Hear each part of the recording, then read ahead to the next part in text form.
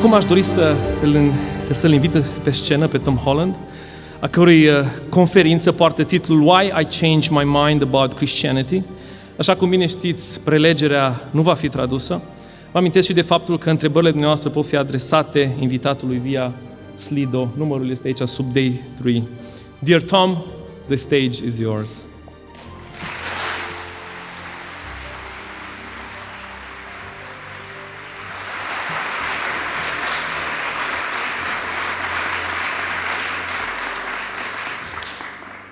Mulțumesc. As you said, and I must apologize, I will not be giving this talk in Romanian, and I thank you for coming here to hear a foreign visitor to your country talk in his own language, and I only apologize for my lack of Romanian. Thank you for coming here tonight, and thank you so much for the invitation. The title of this talk was given to me, Why I Changed My Mind About Christianity. And so in a sense, this talk will be quite a personal one. I will be talking about my own personal journey, the way in which my thoughts and feelings about Christianity have changed over the course, not just of the past few years, but of my entire life. I am English, so I was born into a country that has an established church. And I'm very aware that had I been born in Romania, I'm 56, so I was born in 1968, my first 21 years would have been lived under a communist government. I would have grown up in a society that was profoundly hostile to religion and perhaps to Christianity specifically, that targeted the destruction of churches and aimed to eradicate religion entirely from the lives of the Romanian people. But as I say, I grew up in a country with an established church, with a head of state, until about, a couple of months ago, the Queen, who is the governor of this church, and whose bishops sit in one of the houses of our parliament, the House of Lords. And this reflects the fact that England has been a Christian country for 1,000 years and more. And in my own upbringing, I was not kind of oppressively aware of that, but it was absolutely a part of the fabric of my childhood. So my father is an atheist, but my mother is a very devout member of the Church of England. I went to a Christian school, and I went to the local church, which you can see over there. It's a church has stood on this spot for, again, almost 1,000 years. This is, the fabric of it is medieval, 12th, 13th century. And I never felt any real sense of hostility to Christianity. My mother, my godmother were, in a way, my moral exemplars. I didn't hugely enjoy going to church. I found it quite boring, but I didn't massively mind it. And I quite enjoyed reading the Bible stories. I had a wonderful collection of, there we go. It was by a Jewish writer called David Kossoff, who wrote about what, of course, Christians call the Old Testament. And he described these stories in very, very dramatic ways. And preparing for this talk, I was thinking about it, and I could remember the illustrations so vividly. So I went and looked them up on the internet and found this one, which, of course, is David fighting Goliath. And I loved the whole sweep. I loved the stories in Genesis. I loved the stories of the battles and the tempests and the plagues and the seas convulsing entire armies. Great stuff. However, I will be honest that despite this pleasure that I took in the narratives, the stories of the Bible, there were a few shadows on my relationship with Christianity. The first of these was that I was one of those those children, and I think they're often boys rather than girls, who was obsessed by dinosaurs. They were all I ever really thought about. And one of the problems that I had with the Bible was that there wasn't really any mention of dinosaurs. And then one day I was at Sunday school, and we had a whole range of illustrated children's Bibles at Sunday school. And one day I picked up one of these that I hadn't previously looked at. And in the beginning, it was about Genesis, so it was about Adam and Eve in the Garden of Eden. There were these illustrations.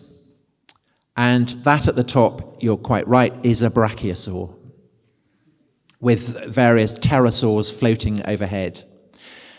And you might have thought that I would be thrilled finally to find a Bible that had a dinosaur in it, except that it caused a great crisis for me, because, of course, down below, Adam and Eve are busy naming all the various animals.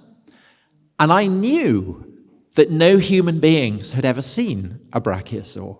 It was a cause of great grief to me. There was nothing I would have loved more than to see a brachiosaur.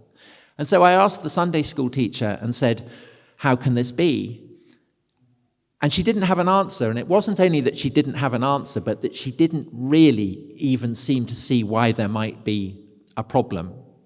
And so there was a kind of a brief, fleeting shadow over my faith. The other problem was that I've said that I loved the Bible stories, but the awful truth is that when I read these Bible stories, I would generally be on the side of the very powerful. So David and Goliath, I'd read this up, might have been an ancient Greek.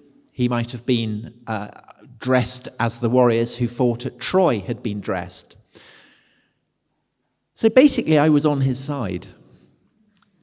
And when I thought about Pharaoh leading his armies into the Red Sea, I was kind of on his side as well. Pharaoh and his Egyptian charioteers looked more glamorous, looked more powerful than the scruffy children of Israel who were making their escape. I was on the side of the Assyrians. I was on the side of the Babylonians. When the children of Israel sat on the rivers of Babylon and wept, I couldn't understand what they had to complain about. Jerusalem was a tiny place. Babylon was amazing. It had huge, great ziggurats. What was not to like? And worst of all, when it came to the New Testament, which I have to say I found a lot less interesting than the Old Testament, I was massively, massively on the side of Pontius Pilate. Jesus was a scruff. I mean, that was kind of the whole point. Whereas Pontius Pilate, as you can see, he had a toga, great temples, soldiers, purple, spears. That was what I liked. And I guess it was an expression of the same reason that I liked dinosaurs. They were big, they were fierce, they were glamorous. And I felt that Jesus and the apostles weren't, at least not in the same way.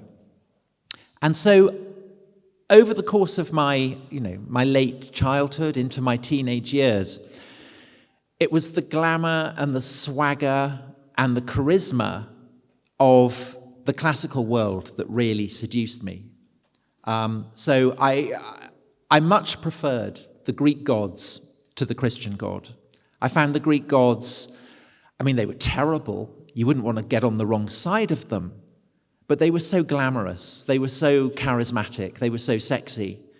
And when I thought of the Roman world or the Greek world and compared it to the world of Christianity, to me, the Greek world and the Roman world seemed a world full of colour. It had bright, clear blue skies, brilliant white marble, gold, purple.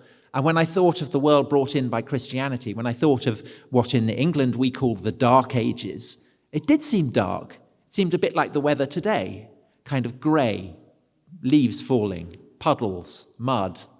And so when, in due course, I came to turn to write the writing of history as my career, it was to Rome and to Greece that I turned, rather than to Christianity. Because by that point, essentially, my faith had faded. It hadn't been a kind of spectacular repudiation of religion. It hadn't been anything like that. I still valued it, but I didn't believe it anymore. And in a sense, it had been blotted out by the great blaze of colour that for me was what Greece and Rome were all about. And so Daniel very kindly gave a resume of the books I've written. The first book was about the fall of the Roman Empire, the fall of the Roman Republic. So an incredibly glamorous period of history: Julius Caesar, Cleopatra, all that kind of thing. And then the second one was about the Persian Wars. Again, incredibly glamorous: the battles of Marathon, Thermopylae, Salamis. Great, surging, rolling drama and heroism. But I found the project of spending 2-3 years trying to inhabit the heads of the Romans and the Greeks an increasingly unsettling and, in fact, disturbing experience. So, writing about Julius Caesar, for instance, one of the figures who had obsessed me as a child, when I wrote about Julius Caesar's conquest of Gaul, what's now France, it was a horrendous narrative. It was a narrative of genocide and enslavement. Caesar, it is said, slaughtered 1 million Gauls in the course of his conquest. He enslaved another 1 million. And to the Romans, these were not crimes. In fact, these were achievements to be celebrated. When Caesar staged his triumph, his great procession of victory through the streets of Rome, prisoners followed his chariot, placards were carried, boasting of the feats of slaughter and annihilation that Caesar had accomplished. And I found this, as I say, unsettling. And when I came to write about the Battle of Thermopylae, perhaps the most heroic doomed defeat, doomed stand in the whole of history, the 300 Spartans dying for the sake of Sparta and for liberty, a story that had always, again, thrilled me from my childhood, and tried to get inside the heads of the Spartans. Again, I found it a deeply, deeply disturbing place to be. The Spartans had provided the Nazis with their blueprint for the occupation of much of Eastern Europe.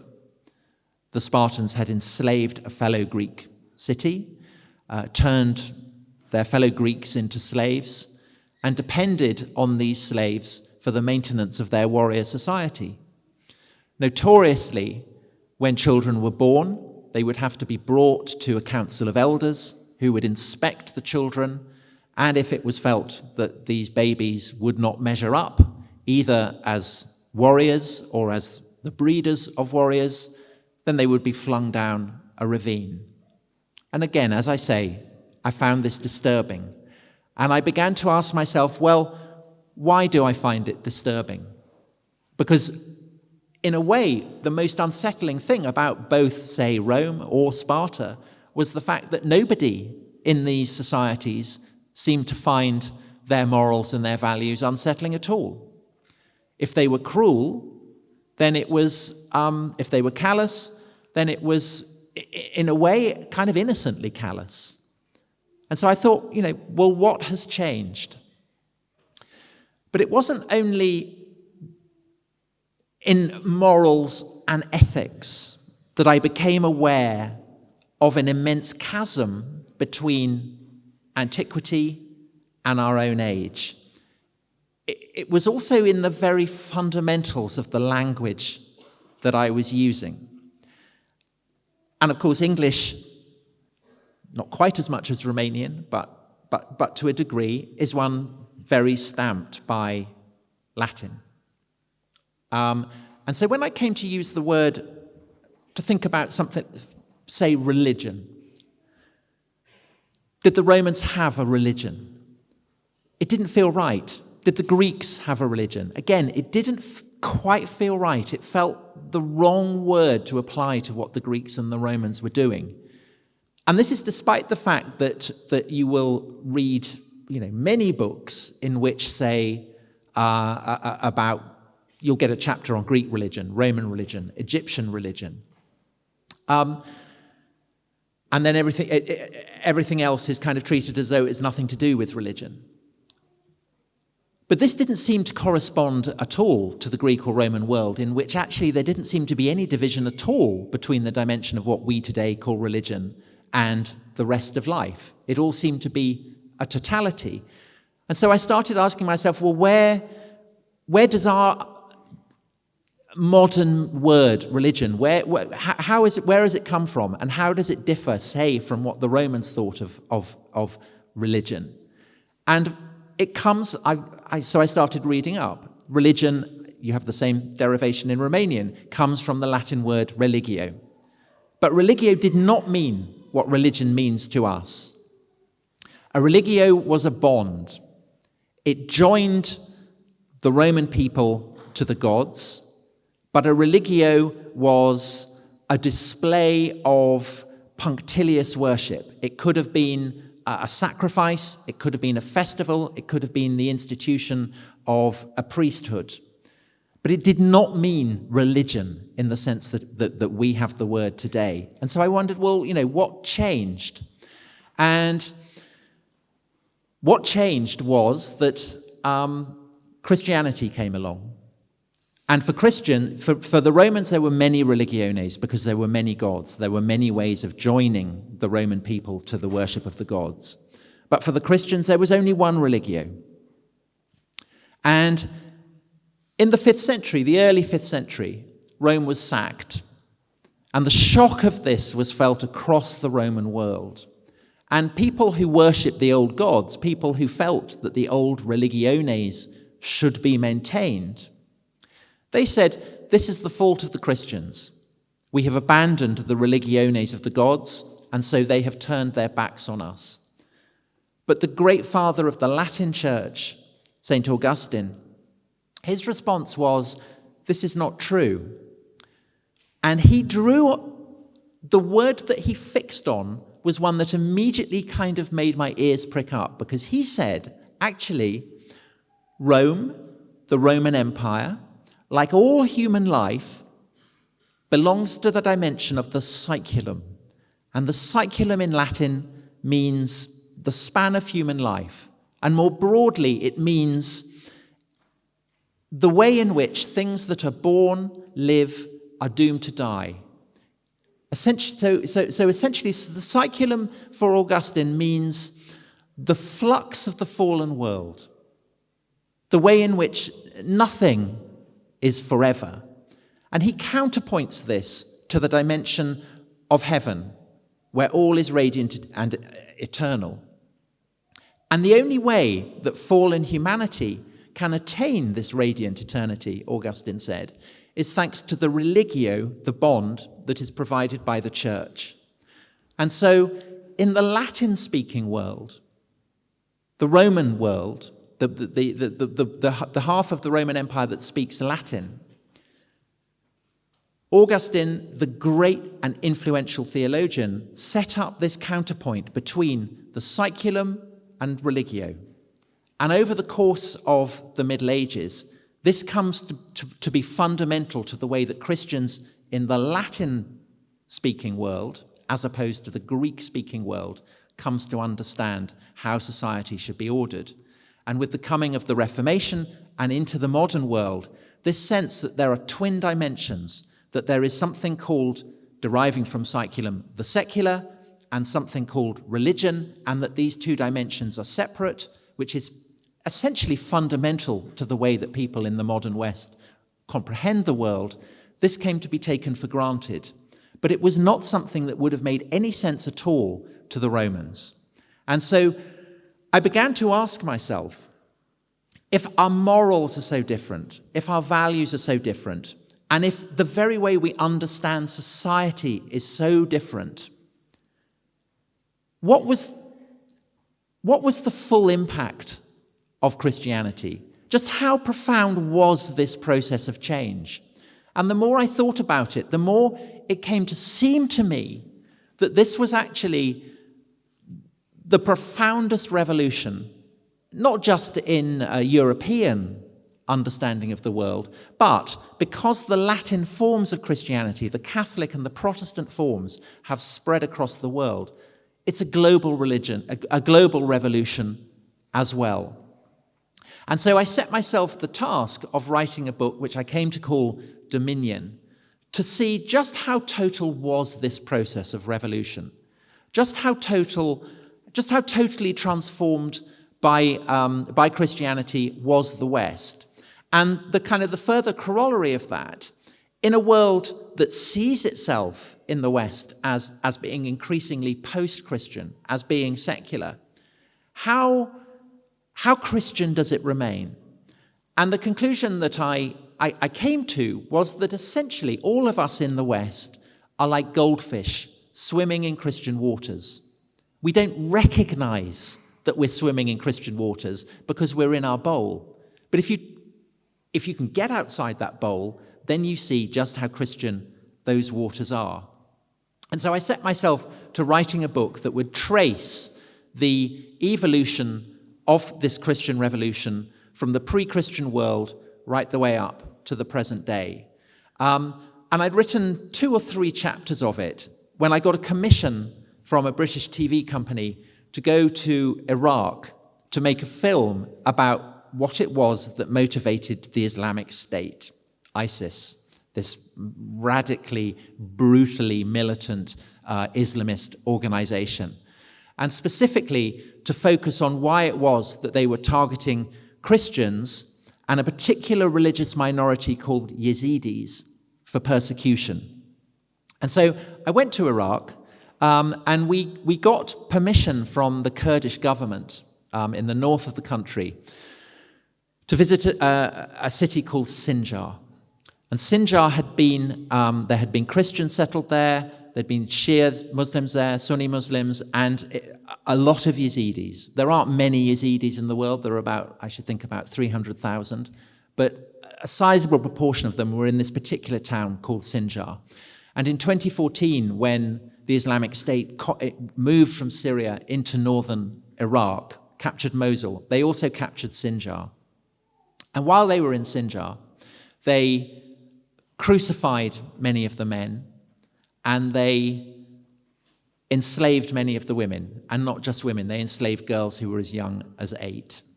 And in 2016, Sinjar got recaptured by the Kurds, and we were allowed to go there a few weeks after the city had been recaptured.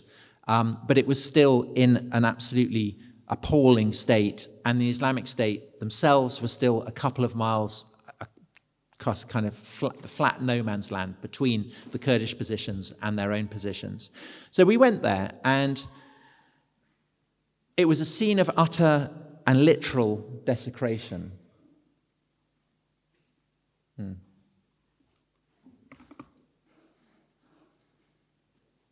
So that's me looking miserable.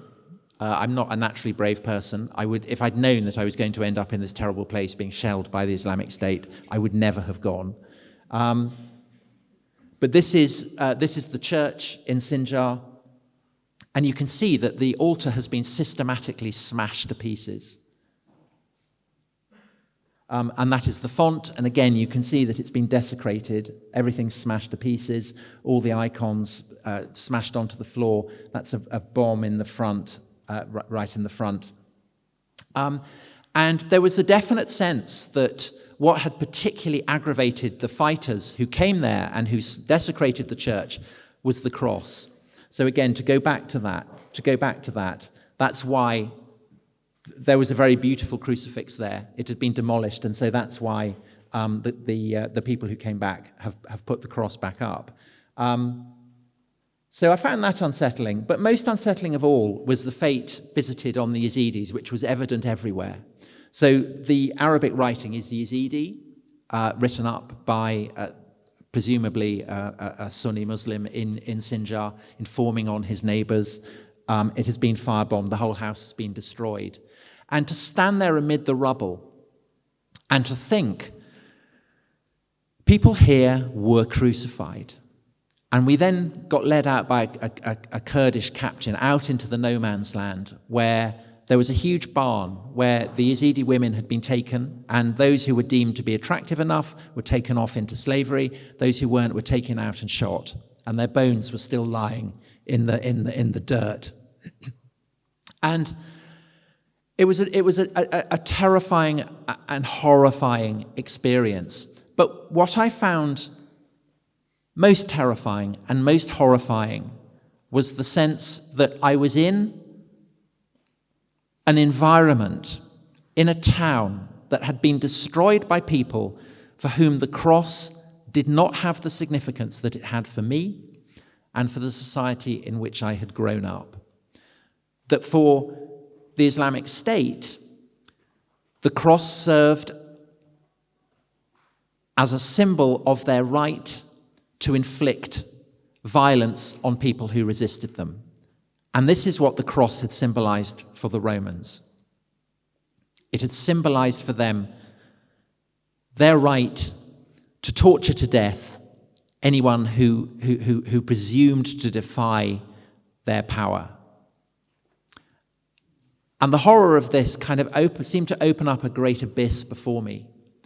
And I came back from filming in Sinjar, came back from Iraq, returned to my book, and I rewrote the opening to focus on the crucifixion, because that experience had sharpened for me the utter strangeness of what perhaps can seem too familiar to people who have grown up in a Christian society, the weirdness of the fact that the symbol of Christianity, the great marker of its identity, should be an instrument of torture.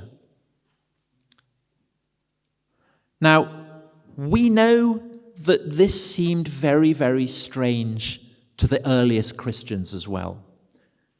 And we know that because in the earliest Christian texts we have, the letters written by Paul, it haunts him. He's obsessed by the strangeness of the fact that the Christ, the Anointed One, the Messiah, who in some strange way that Paul can't quite pin down, is a part of the one God, the omnipotent, all-creating, all-powerful God. That he did not come as a conqueror, he did not come as a ruler of the world, but he came as someone who suffered the most monstrous death that the Roman Empire could inflict on its subjects. And it was a death that was inflicted not just on rebels against Roman power, although of course it was. I guess the second most famous victims of crucifixion are the followers of Spartacus. Those of you who've seen the Kirk Douglas film will remember the way that the general who defeats Spartacus and his armies puts crosses up along the entire Appian Way, the great road leading south from Rome. And these crosses serve as billboards, advertising both the general's power, but also a warning to any rebels who think about opposing Roman power. This will be your fate. And of course, the slaves, the followers of Spartacus, are slaves. And that's why this punishment was particularly appropriate for them, because to the Romans, crucifixion was such a monstrous and horrifying punishment that it was seen as being the paradigmatic fate to be visited not just on rebels against Roman power, but specifically on slaves. And the reason that crucifixion was seen as the appropriate punishment to be inflicted on rebellious slaves was because it wasn't just because it was so painful, it wasn't just because it was protracted, but because it was public, and so your sufferings, your humiliations were visible for everyone to see. You would be nailed or tied or suspended from a piece of wood. People would gather and watch as birds flocked around your head, perhaps pecked out your eyes, perhaps attacked your genitals, because you would not be wearing a loincloth. You would be naked. They would watch you as you heaved your body frantically up and down, gasping for air. And when in due course you died, they would watch you, a slab of meat, nailed to a piece of wood. And the horror of this was the point. The visibility of it was the point. The humiliation was the point. And so this is why, when Paul writes to communities of Roman citizens in Rome itself, in Corinth, in Galatia, he's upfront about the fact that the Messiah he is preaching, this Christ, the fact that he suffered crucifixion, is likely to seem, well, he says it's a stumbling block to the Jews and foolishness to the Gentiles, foolishness to the Greeks and to the Romans. And that is exactly the point. This is, hold on, let me see if I can.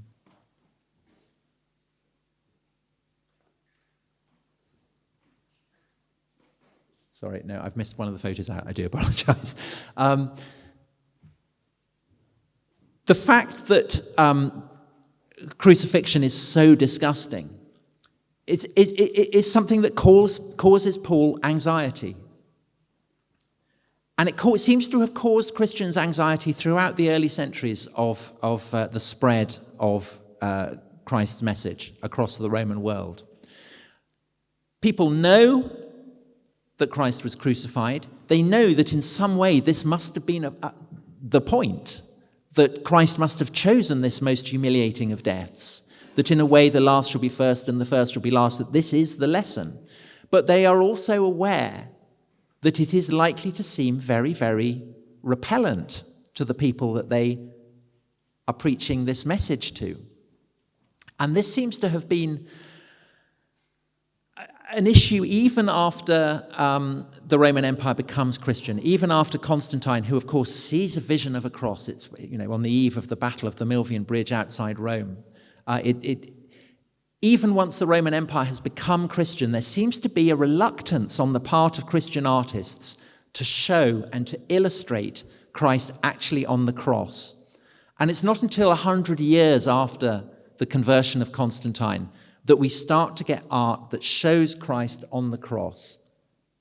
So this is one of the earliest. It's an ivory, and it shows scenes from the Passion. So on the left, you have Judas hanging, in despair. And on the right, you have Christ on the cross. Now, what you will immediately notice about this is that it does not correspond to what an actual crucifixion would have been like. Christ is looking very, very serene. In fact, he's looking very, very buff. He looks like a kind of, a footballer in Qatar soaking up the rays before the big match. And he's got his loincloth on. And the loincloth marks him out as an athlete. He is an athlete. He is someone who is going to conquer death in the great wrestling contest. And that sense of Christ as on the cross, as someone serene in his victory, is something that will pass into the Orthodox Church. So I went into one of the Orthodox churches here in Cluj today, and there was the image of Christ on the cross with a kind of very similar expression of serenity. And so that is very much part of the Orthodox tradition. You don't show the actual agonies of the crucifixion. But in the West, it was different. In the West, there came to be a growing focus on the agonies of Christ and his death. And so this is the first portrayal of Christ actually dead on the cross. It dates from around AD 1000, the first millennium. It's in a chapel in Cologne Cathedral in Germany. And over the course of the High Middle Ages, the centuries that followed the first millennium, more and more artists came to portray Christ as suffering the agonies that someone nailed to a cross would have suffered. It's vivid in the art, it's vivid in the liturgies, it's vivid in the prayers. Medieval Latin Christendom is a world haunted by the sufferings of Christ on the cross. And it is, these sufferings are counterpointed to the glory of the resurrection. And this becomes an incredibly dynamic part of the way that Christians in the Latin West come to understand who Christ is and what the story of the Passion is all about. And I think that Christians in the West become so habituated to the horrors of the crucifixion that they end up anesthetized to them. They become oblivious to them. Which is why I think today, if you go into a church and you look at a crucifix, the agonies that Christ suffered are not vivid, I think, in most people's hearts and minds. It may be different in Romania. I think it's certainly the case in my country and across much of the West, that we've become desensitized to what crucifixion meant. And I think that is why I found the experience of going to Sinjar so unsettling and so upsetting. And the paradox is that I would say that of all the modern writers, all the modern thinkers who have written about the crucifixion, the one who understood the strangeness that lies at the heart of Christianity, the fact that the crucifixion utterly upended things that the Romans and the Greeks had taken for granted, was not actually a Christian at all, but perhaps the most notorious of all modern atheists. And here he is, Friedrich Nietzsche. And Nietzsche said of the crucifixion that to devise something which could even approach the seductive, intoxicating, anesthetizing, and corrupting power of that symbol of the Holy Cross, that horrific paradox of the crucified God, that mystery of an inconceivably ultimate, most extreme, cruel, and self-crucifixion undertaken for the salvation of mankind, how revolting that was.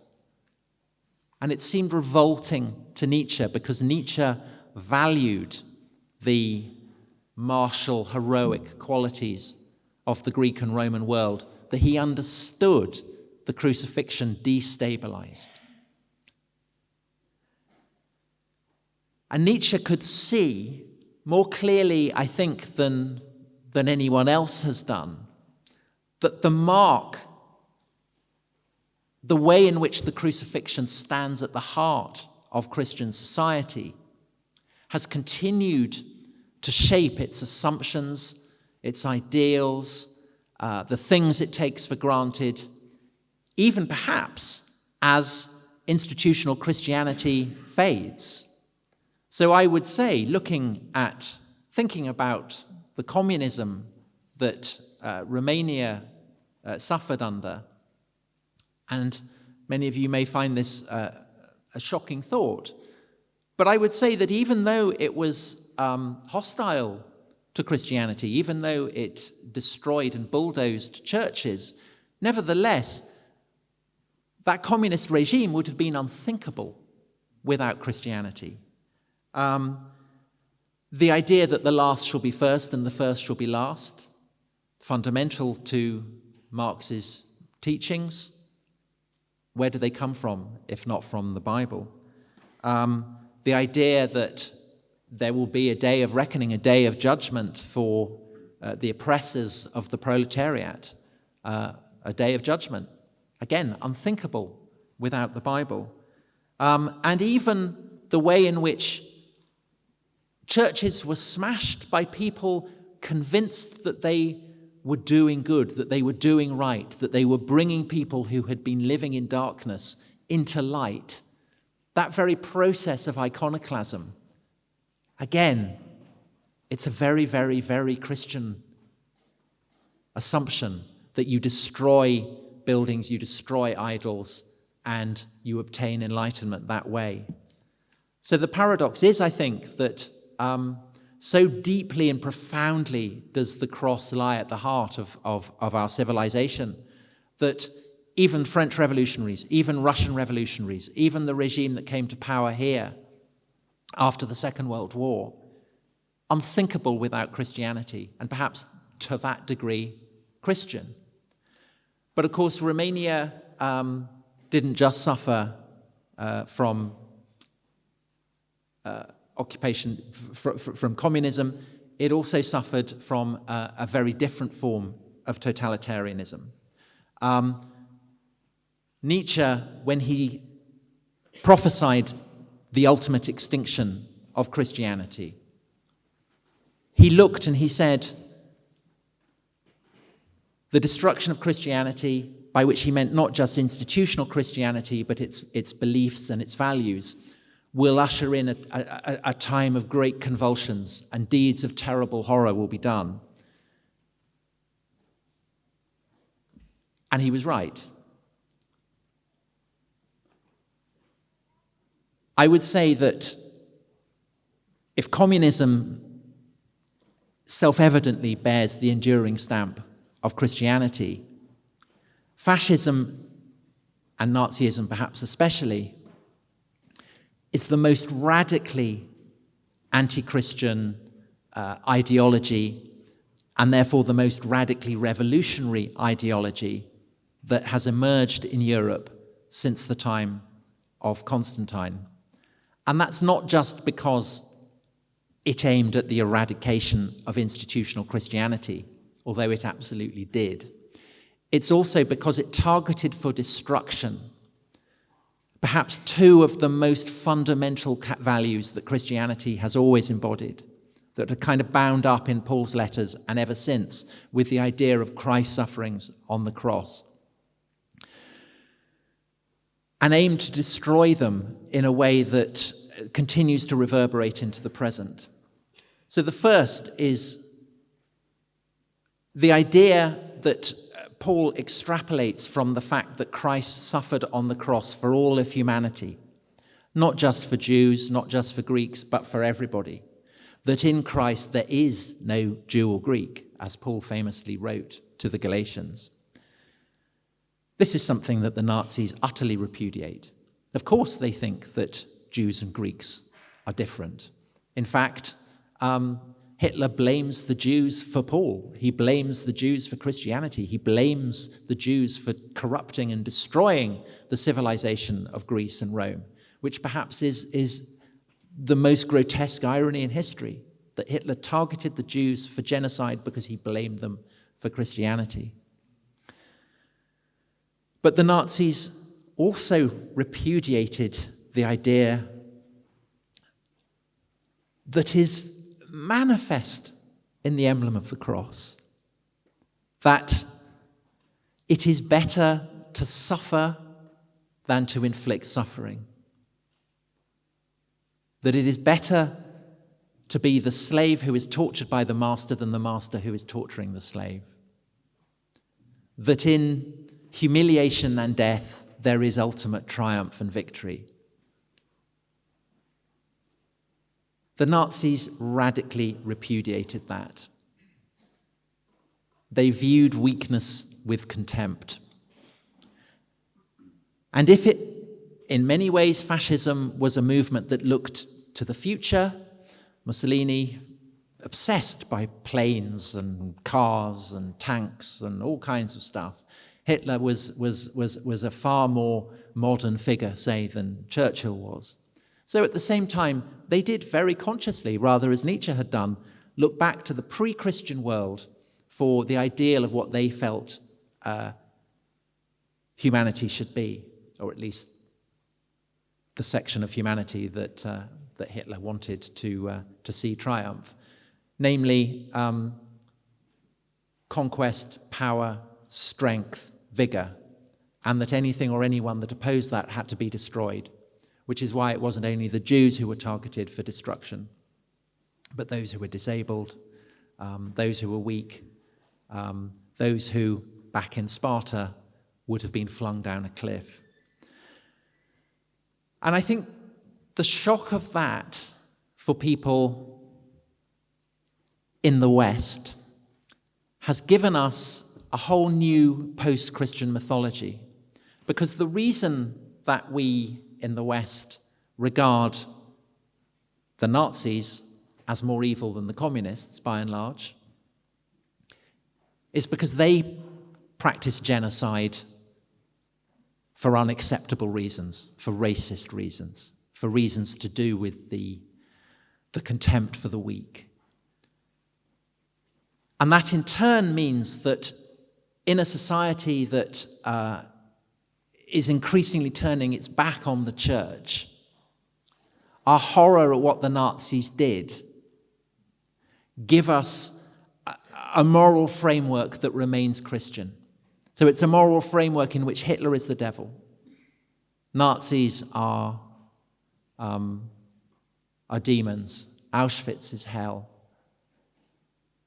And if before the Second World War, people in the West would say, what should I do? I will do as Jesus did. Now when people say, what should I do? By and large, people say, I will do the opposite of what Hitler did. But I think the problem with this, for people in the West, is that merely calling people you don't like Nazis lacks the incredible complexity, the sophistication, the compassion, the moral profundity that Christianity for 2,000 years has embodied. And I think it's a kind of ersatz form of Christianity, just deriving our morals from a sense of what Hitler was and doing the opposite, I think in the long run is inadequate, which is why I'm so grateful for the invitation to come and talk to you today, and grateful for what you do, because I think that Christianity is the seedbed of everything that makes the West what it is. And without it, I kind of worry where we may end up. So thank you very much.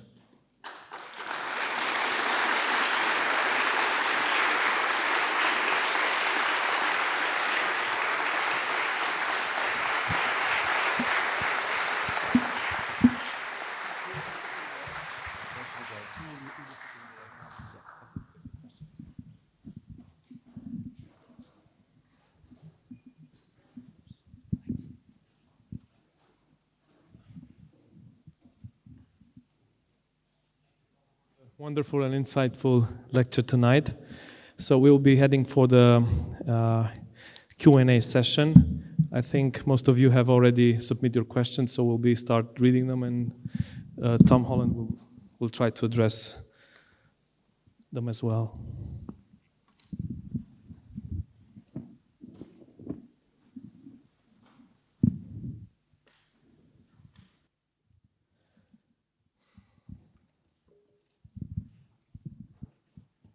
Okay, so the most voted question is this one. What do you think is the most amazing, powerful thing in Christianity? The most amazing, powerful thing in Christianity? Well, it's what I've been talking about today. I think it's this idea that so in the 5th century, there was a bishop in Cappadocia in central Turkey who looked at the crucifixion and recognized that it was the death of a slave, and that the Son of God had chosen that fate, that this is what he this was how he had chosen to die. And this Bishop Gregory of Nyssa, the city of Nyssa, said, well, that must mean that in some way slaves are closer to God than they are to emperors. And he further drew the conclusion, well, if that was the case, then surely slavery itself must be wrong. And no one really at the time had thought that. Christians were not in favor of slavery, but then they weren't in favor of poverty or hunger. Slavery was just seen as something that fallen humanity had to put up with. But Gregory of Nyssa says, actually, I think slavery is wrong. And I think that there, in the way that this bishop in the 5th century was looking at the crucifixion and the resurrection and coming to this very, very radical conclusion, a conclusion that again, for Christians in the 18th and 19th century would come to, which now has had such an effect that no one, apart perhaps from the Islamic State, would argue that slavery is morally justifiable. There you have the sense of what is, I think, astonishing about Christianity, that it is like a kind of great depth charge beneath assumptions and values that to us now seem unacceptable. And it's that great central narrative of the Passion, of the fact that Christ goes to his death, suffers torture, rises from the dead, that seems to me to make Christianity utterly distinctive and utterly revolutionary. Thank you. Another question here, which is kind of mirroring the first one. What is the most dangerous enemy for Christianity during the history and nowadays? Well, I mean, I could say fascism, but I won't, because the fascists were defeated, and because the danger that they presented to Christianity was so self-evident that no one could really miss it.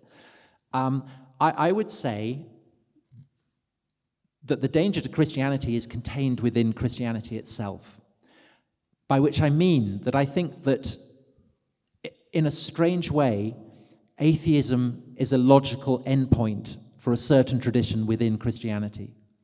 And that tradition is,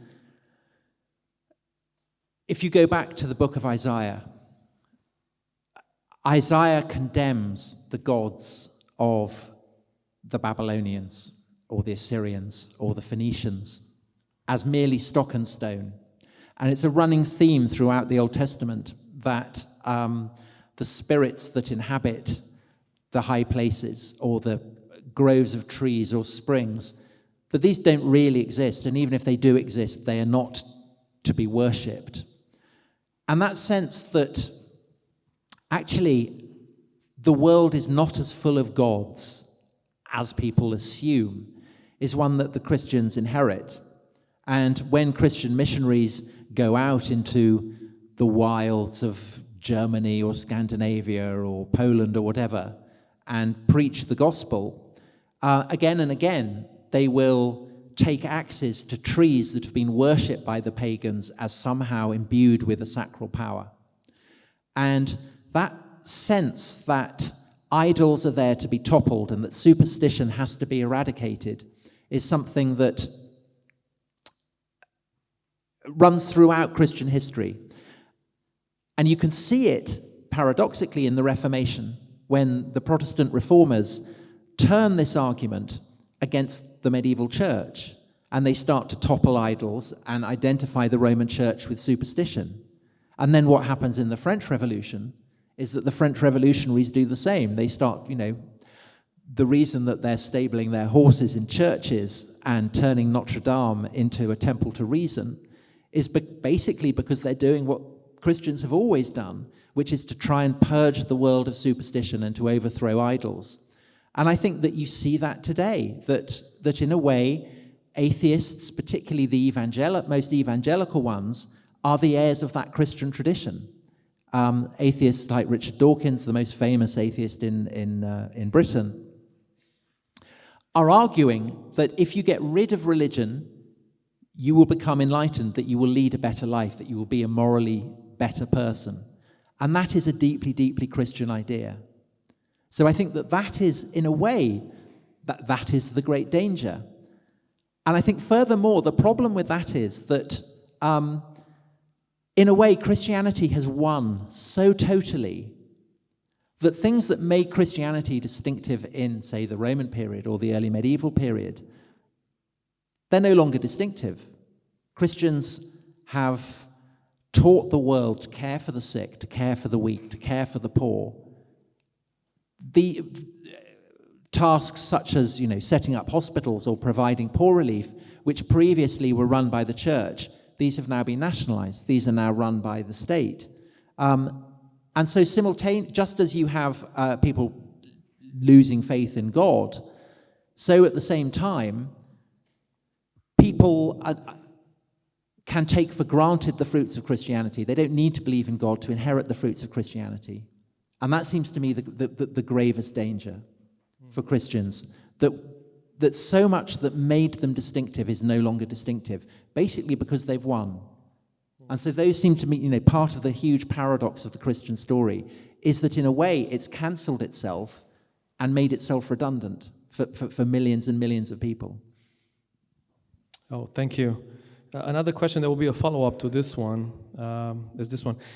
As one who can easily look back, as a historian, obviously, do you think that we are heading to a climax? Does the events look like we are in a cycle, or rather we are heading towards a final point? So do we face an apocalypse? Perhaps. Well, just to, another one that would clarify the first one maybe, would be, how do you see the future of Christianity in Europe in the next 100 years? So we're looking towards the future now. Okay, so to answer the second question first, I don't know is the answer. I mean, I think that there are, three possibilities. The first is that the liberal society in the West, that I think the liberal secular society in the West that I see is very much being the heir of Christendom, that it will maintain itself without Christian faith. That in a way, Christianity was kind of like the rocket that's broken through the atmosphere, and now it's kind of peeled off, and liberal Europe will just continue floating through space under its own velocity. So that's one possibility. The other possibility is that the myth of the Second World War that I talked about and of Hitler will fade, and that as it does, and as Christian teachings start to fade, so it will be possible for people to re-enshrine the values of the ancient world, that the notion that power and glamour and swagger are to be valued and praised, and that weakness is to be despised, will re-emerge. And the third is that perhaps people will recognize what does seem to me absolutely the truth discerned by Nietzsche, who argued that you can't really have Christian values without Christian belief, and that people in Europe will perhaps come to recognize that and return to a sense of the value of Christianity, which I think it's not a huge trend, but I think it is a trend that's happening at the moment. And it may well be that all three of those things will happen. But I don't know. I'm not a prophet, unlike Isaiah. Thank you. There is some optimism there. I think so. Yes, I think so. I think that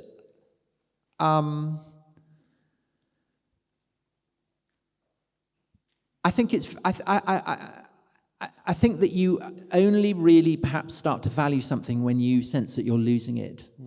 And I think a lot of people, certainly in my country, and perhaps further in other countries, Western countries as well, there is a sense that something is being lost as Christianity diminishes, and a recognition that a lot of values and assumptions that people had assumed were just kind of hardwired into our brains, that they were just human nature, that actually they're quite culturally contingent and that they're dependent on Christianity. I think there is a kind of growing sense of that. Mm-hmm. Thank you. I see here in the questions there is some sense of fear towards the future. So another question in the same spirit. How much secularism affects Christianity? Is Europe still Christian? Well, you see, as I hope I managed to suggest in the talk, I think the idea of there being something called the secular that is distinct from something called religion is completely Christian. And I think that one of the things that this means is that if you're Jewish or Muslim or Hindu or whatever living in the West, you have freedom of religion, you can practice your religion as you like, but you have to think of yourself as belonging to something called a religion. So the Jews in the 19th century, they could become citizens, say, of France or Prussia or whatever, but they had to stop thinking of themselves as a distinct people, as the people of Israel, as they had always done, and have to start thinking of themselves as belonging to a religion called Judaism. And no Jew had ever used the word Judaism. Judaism is a word coined by Christians in the 2nd century. But now you will hear Jews talk about themselves as belonging to a religion called Judaism, and that really reflects how Christianized they've been. And I think the same thing is happening with Muslims in the West, that Muslims are starting to think of themselves not as the Muslim people, but as belonging to a religion called Islam. So I think in that sense, the idea of the secular is a very, very Christian idea. But I do, of course, think that it's another of those aspects of Christianity that is damaging to the practice of Christian faith, because it implies that Christian faith and the practice of Christianity can be something that can be parked in a corner, that you have a kind of, a segment in a book or on a TV channel or whatever that is religion, that is Christianity, and that everything else has nothing to do with it. And I think that is a real problem for Christians. It's interesting, this idea that secularism derives from Christianity. Would you expand on that? Well, so this idea that Augustine first articulates, it's not Augustine really who first articulates, it's there in the Gospels. So when Jesus is asked, should we pay taxes to Caesar? And he famously answers, render unto Caesar what is Caesar's and render unto God what is God. He's identifying the existence of two dimensions. And I think that that's the essence of the Passion story, where he confronts the high priests of Jerusalem and he confronts Pontius Pilate, who is the servant of a temple cult in Rome. And he's saying, actually, my kingdom is not of this world. My kingdom is separate from this kind of fusion of earthly power with an understanding of the supernatural. Jesus is abstracting himself from that. And I think that that's what Augustine is picking up, where he's saying, that there are these two dimensions. There's a dimension of the cyclum, the earthly flux, everything being born and dying, and then there's the dimension of religio, which joins us to the dimension of eternity. And over the course of the Middle Ages in Latin Europe, although not in the Orthodox world, this becomes fundamental to the way that Christians in medieval Europe understand the world. And the Reformation really just kind of refines it, because certainly what happens in Protestant countries, and I'll use England as an example because it's the country I know best, obviously, religion by the 17th century has come to have a kind of double meaning. On the one hand, it's something that exists separate from the secular. So you can say, well, what religion, say, is England? It's Protestant. What religion is Spain? It's Catholic. But at the same time, religion for Protestants comes to mean, well, what do you believe? What is your religion? What is your personal relationship with God? It's something that is both. So in English, certainly, I don't know whether it's the same in Romanian, but in English, religion has this double meaning, that it's both personal and kind of to do with the broader kind of cultural context. But above all, it's something separate from the secular. And what has happened over the course of the 18th and 19th centuries is that whether in North America or in India or wherever, Protestants went out and they dominated vast swathes of the world. So when the British go to India, which people had always called Hindustan, the land of the Hindus, by which they meant Indians, and people would say, well, what is the religion of the Indians, of the Hindus? And it was a mad question, because people in India had no understanding of what a religion was. This was an entirely kind of Christian and specifically Protestant concept. But the British say, well, there are Hindus and their religion, and they have a religion, and they kind of tried to work it out, and they said, well, religion has to have holy books, and it has to have kind of holy buildings, and it has to have kind of certain rituals, and so they abstracted all this kind of stuff from the complexity of India, and they said, this must be the Hindu religion, this must be Hinduism. And there was no word in any Indian language that equated to Hinduism. It was an entire invention of the Protestant British, as was the idea of there being something called the secular. But because over the course of the British Raj, the Indian elites came to speak English and came to be educated in English understanding of the world, by the time the British leave India and India becomes independent, the idea that there is something called the secular and there is something called religion is so taken for granted by the Indian elites that they define India as a secular republic. And the idea that the duty of the secular republic is to preserve a kind of equal respect for all the various religions, so Hinduism and Islam and Christianity and Jainism and Buddhism and Sikhism. This is part of the founding assumption of India. But I think that what we've seen in India recently with the rise of Narendra Modi and this idea of Hindutva, which is basically the idea that India is not a secular country, that its history means that it's utterly saturated with Hindu ideas and principles, and you can't just kind of take bits out of this and say, well, this is a religion. The whole of India is Hindu. This is basically what Modi thinks. And that means, of course, then that there's no real place for Muslims or Christians. And so India is becoming a much less tolerant place for Muslims and Christians. But it's also becoming a lot less Western. And actually, what's happening in India at the moment is, it seems to me, a kind of final repudiation of that Protestant inheritance that the British had left.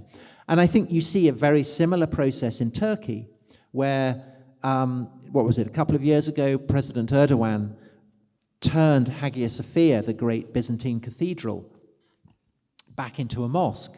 And of course, originally it had become a mosque with the conquest of Constantinople by the Ottomans.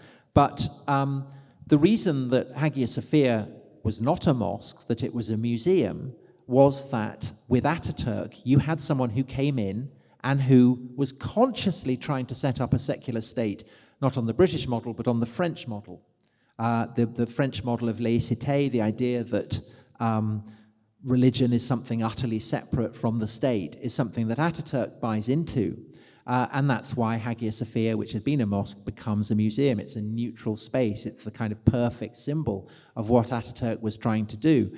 But I think that Erdogan, who is much more of a committed Muslim than Ataturk ever was, again, rather like Modi, he's recognizing that the idea of the secular is not something that is neutral.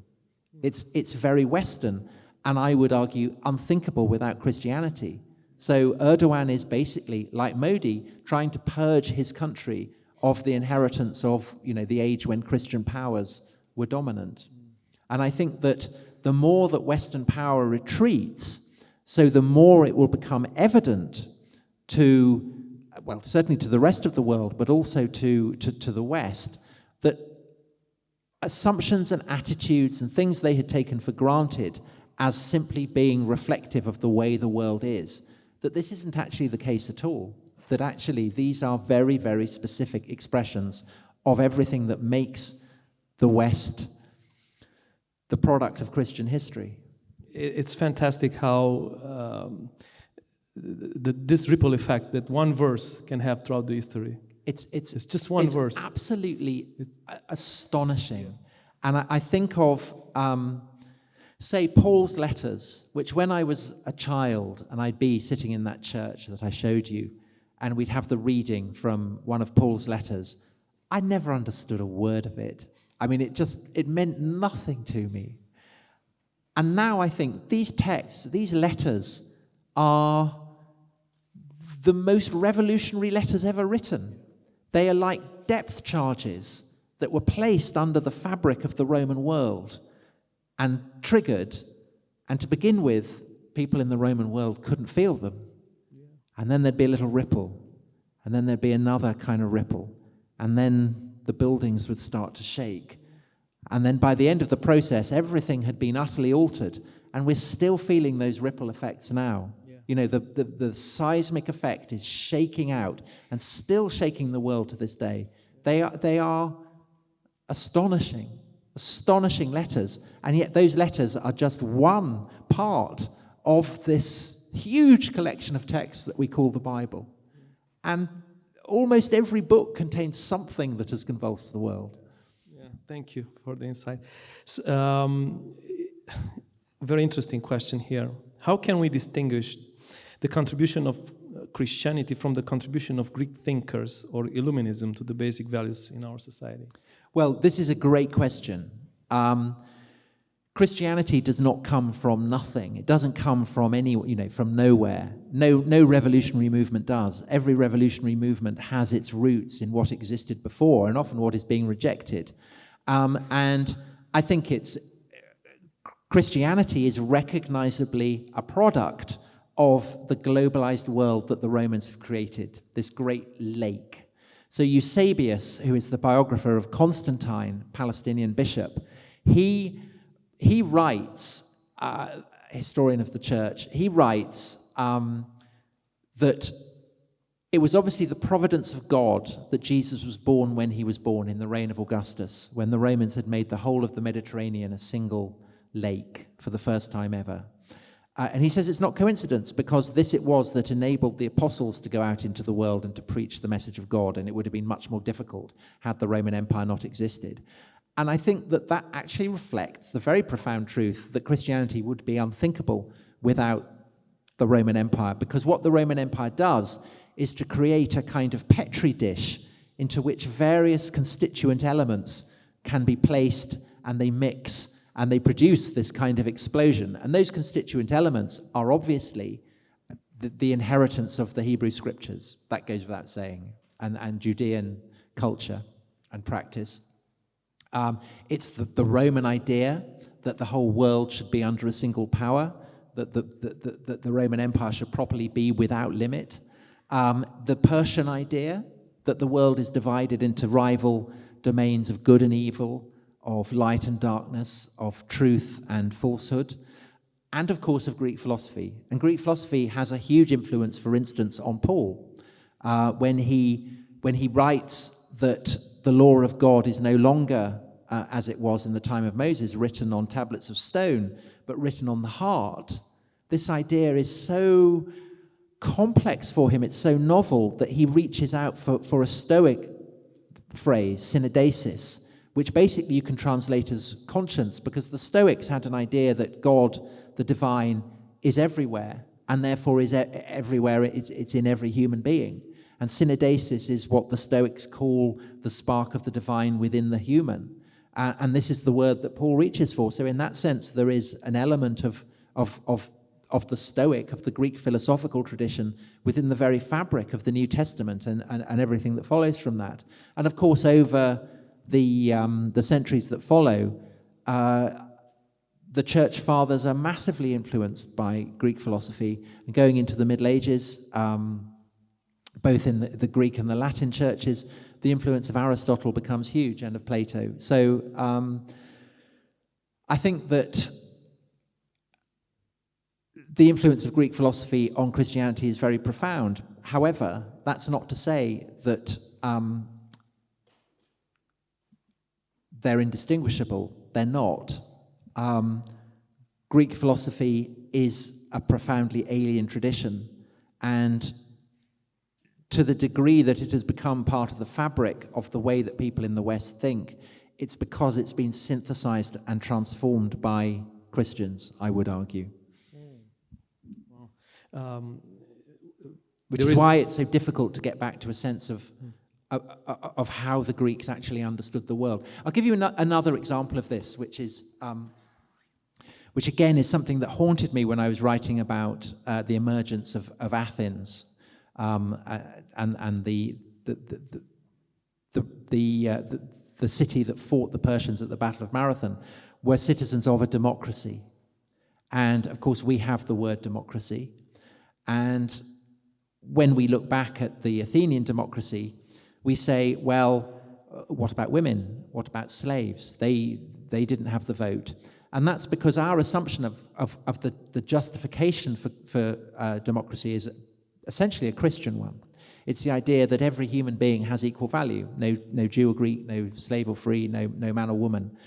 That, I think, is the moral underpinning of democracy that people today would acknowledge, that every human being has a distinct value, and therefore translated into the political dimension, that means that every voter should have an equal vote. But that's not what democracy meant for the Athenians at all. For the Athenians, demos, so democracy means the power of the demos. The demos, which we translate as people, actually what it means is every human being, male and female, that has sprung from the soil of Attica in the present, in the past, and in the future. And no one can be a citizen of Athens who does not emerge from the soil of Attica. And so it's essential. It depends on understanding of human beings with the gods that we have utterly lost. We cannot return to that. And that's why women don't have the vote, is because it's the role of men to fight and defend Athens and to vote on the measures and the laws that should structure the city. It's the role of women to mediate between the city and the gods. And so that's why when the Athenians celebrate the great festival of Athena, their patron, who's given her name to their city, they go up to the Acropolis. The procession is led by women. And it's women who make the most important gifts and presentations. It's why young girls every year will go to a temple on the coast of Attica where we're told they turn into bears for a year. What does that mean? I mean, it's so alien to us. It's so different to us. And I think the same can be said of philosophy, that we see philosophy through Christian lenses, and the challenge of it's kind of like a smear of Christianity across glasses. The difficulty of cleaning that smear so that you can see philosophy as the ancients, as the pre-Christians practiced it, is so difficult because we are so utterly imbued with Christian assumptions that it's almost impossible to do. Wow. What would be, during your research, writing Dominion, what would be the let's say 3 or 4 the biggest ideas that you found revolutionary in Christianity? You mentioned the secularism, but what else? Yeah, so I think that would certainly be one. I think the idea that the 2 ideas that the Nazis detested, the idea that all human beings are born with an inherent dignity, which of course is not specific to Christianity because Jews have it as well, but it is specific to the book of Genesis. I think that's a very, very radical idea that we now take so for granted that we fail to see how radical it was. The idea that is embodied in the image of Christ on the cross, that the last shall be first and the first shall be last, I think that is very, very radical. The secularism, as you say. And I also think the understanding of sex and gender is very, very distinctive, again, in a way that we tend not to see in the West. Because the idea that the ideal form of a human relationship is a man and a woman living in a lifelong monogamous relationship, which has been the basis for relations between the sexes, throughout Christian history. I mean, this is a very odd way of organizing your life. So there were Muslims in the early Middle Ages looking at how Christians lived their lives. The form of marriage practiced by Christians, who said, this is insane, it's impossible, how can anyone do this? And likewise, Jews adopt it because in Europe, because they're picking it up from the Christian model. So you're referring to Ephesians 5, I suppose. Yeah, but I think it's Paul's idea that it's better to marry than to burn. If you can't live without sex, then you need to have marriage. And the model that he sees is Christ's relationship to the church. So the man is Christ and the church is the woman. And that obviously imposes enormous demands on men and women within a marriage. If you're, he's writing to Roman householders, to male Roman householders, who are absolutely in the habit of using their dependents any way that they like sexually. And he's writing to them and saying, well, you can't do that because you're Christ. And Christ doesn't go around, raping the scullery maid or the page boy. And the demands that this imposes on Christians by the standards of the classical past is very, very intense.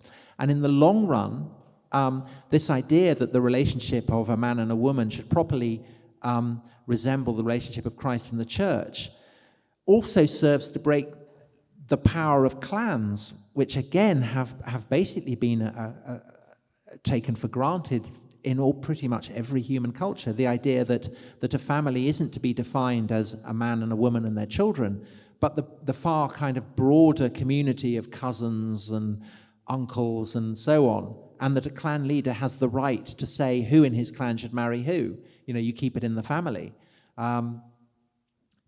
This is something that the Roman Church in the Middle Ages is incredibly hostile to.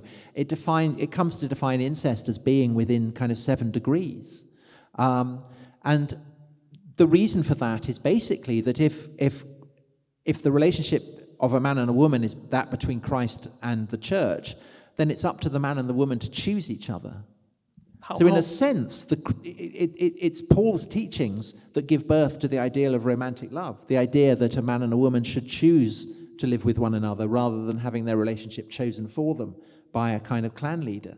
Would you put this in contrast with how woman was viewed in the Roman society? Well, it's not specific. So for us, because of Christianity, I think every society has had an idea of binaries that, In sex, there are kind of there are 2 roles that people have to play to have sex, and for us it's based on gender. It's based on the idea of there being men and women, and that's again an inheritance ultimately from Genesis, God creating men and women separate. But for the Romans that wasn't the case. For the Romans, the binary was between the male Roman citizen and everybody else, and the male Roman citizen could do what he liked to everybody else. So people within his family, his wife and his children, if you attack them, that was an offense. That was what the Romans called stuprum. It was a terrible sexual offense. It was criminal. But everyone else you could do what you like with. So, you're a Roman slave owner. You can do what you like to your slaves sexually. It doesn't matter what the gender of the slave is. It doesn't matter what the age is. You can just treat them as you want. And of course, Christianity radically changes that. And if you are, say, a scullery maid in a Roman household, a bit like a Yazidi girl in an ISIS household, there's nothing to stop you being raped every day. Nothing to stop you. No legal power. No sense of moral disapproval at all. And so you can imagine the radical effect of getting a letter from Paul and being told you are like like the church. It's utterly transformative. Wow. Okay, this is the last question. Can you expand on the phrase from Dominion, the crucifixion of Jesus was not merely an event in history, but the very pivot around which the cosmos turns? that, it seems to me, is what it means for Christians. Of course, it's not just the crucifixion; it's ultimately the resurrection. Had Christ died on the cross and then not risen from the dead, it would have meant nothing. It would have meant no more than the death of countless multitudes of other people who suffered that fate. But for Christians, it's what I guess physicists would call a singularity. It's a point where the structures and frameworks that have governed the cosmos collapse, and huge new potentialities open up. And so I would think of it in the Christian understanding of time and space. It's like the kind of axle-rod that the entire cosmos revolves around. Which is why I think it's only fitting that the cross should serve as the symbol of Christianity. Thank you, Tom Holland, for the wonderful night. Thank you for asking me, and thank you for coming.